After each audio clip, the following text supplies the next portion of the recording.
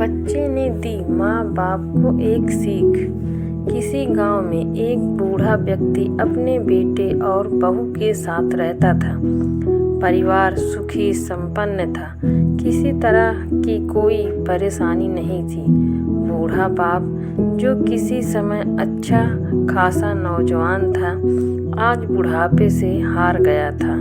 चलते समय लड़खड़ाता था, लाठी की जरूरत पड़ने लगी। चेहरा झुर्रियों से भर चुका था, बस अपना जीवन किसी तरह व्यतीत कर रहा था। घर में एक चीज अच्छी थी कि शाम को खाना खाते समय पूरा परिवार एक साथ टेबल पर बैठकर खाना खाता था। एक दिन ऐसे ही शाम को जब सारे लोग खाना खाने बैठे, बेटा ऑफिस से आया था। भूख ज़्यादा थी, सो जल्दी से खाना खाने बैठ गया और साथ में बहू और उसका एक बेटा भी खाने लगे। बूढ़े हाथ जैसे ही थाली उठाने को हुए, थाली हाथ से झिटक गई। थोड़ी दाल टेबल पे गिर गई। बहू बेटे ने घृणा दृष्टि से पिता की ओर देखा और फिर से अपना खाने में लग गए। बूढ़े पिता ने जैसे ही अपने हिलते हाथों से खाना खाना शुरू किया तो खाना कभी कपड़ों पे गिरता, कभी ज़मीन पर। बहू चिढ़ते हुए कहा, हे राम, कितनी गंदी तरह से खाते हैं। मन करता है इनकी थाली किसी अलग कोने में लगवा देते हैं। बेटे ने भी ऐसे सिर हिलाया जैसे पत्नी की बात से सहमत हो। उनका बेटा यह सब मासूमियत से देख रहा था।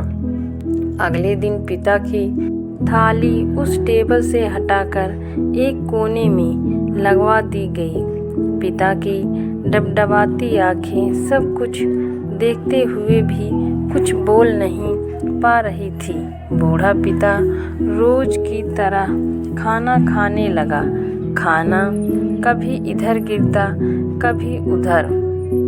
छोटा बच्चा अपना खाना छोड़कर लगातार अपने दादा की तरफ देख रहा था। माँ ने पूछा, क्या हुआ बेटे, तुम दादाजी की तरफ क्या देख रहे हो और खाना क्यों नहीं खा रहे? बच्चा बड़ी मासूमियत से बोला, माँ, मैं सीख रहा हूँ कि वृद्धों के साथ कैसा व्यवहार करना चाहिए।